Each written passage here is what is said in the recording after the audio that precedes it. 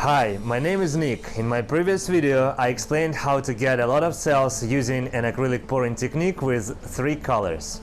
Some of the feedback I have received from you guys prompted me to make this video. Also, I will explain how to avoid making most common mistakes and get some amazing results. First of all, we need to prepare pouring medium consisting of floetrol and enamel in proportion 1 to 2 respectively. Pay attention to the enamel. It has to be high gloss, water-based, acrylic, fast drying and deep base.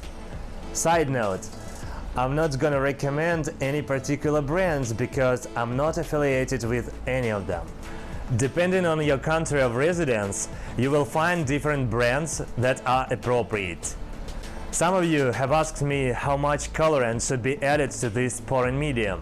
The answer is, it depends on the level of brightness and saturation you are trying to achieve.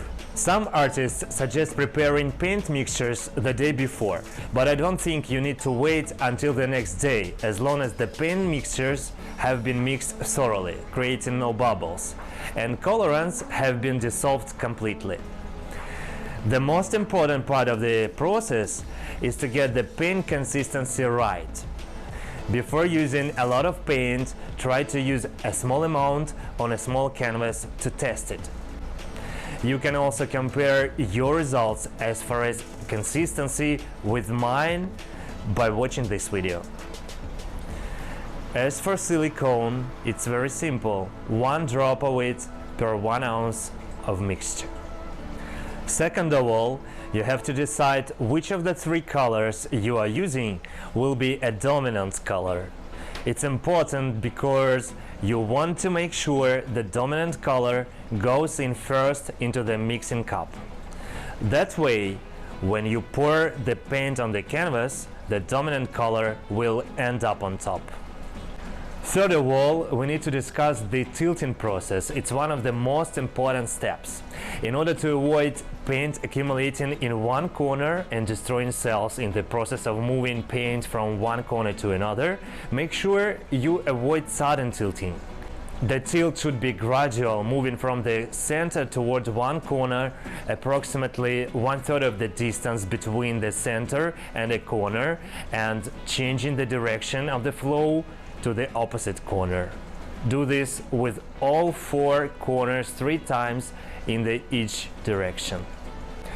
Next, make sure there is enough paint on the canvas so that the paint overflows beyond all edges on the canvas. Otherwise, the cells will disappear due to being overstretched.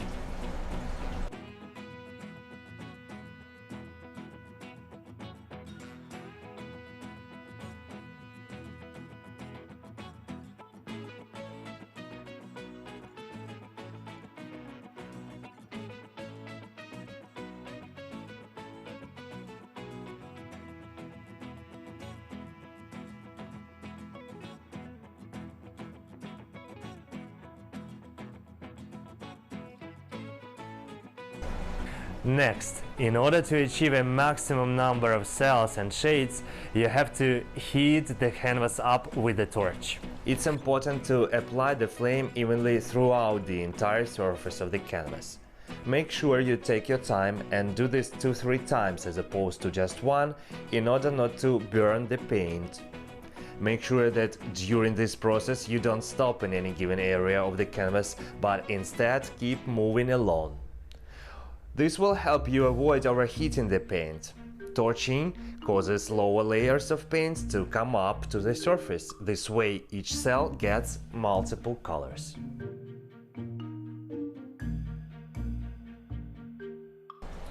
Finally, we need to talk about the drying process. In order to avoid ruining your painting during this process, you have to leave it laying flat or horizontally for at least 48 hours. A painting dries from the edges to the center. As it dries, you can see the colors change from rich to subtle. You can tell that the painting completely dry when it takes on a uniform appearance as far as brightness. I hope this video will help you achieve the best results. Please leave your comments below and share your thoughts with me. Thank you for watching.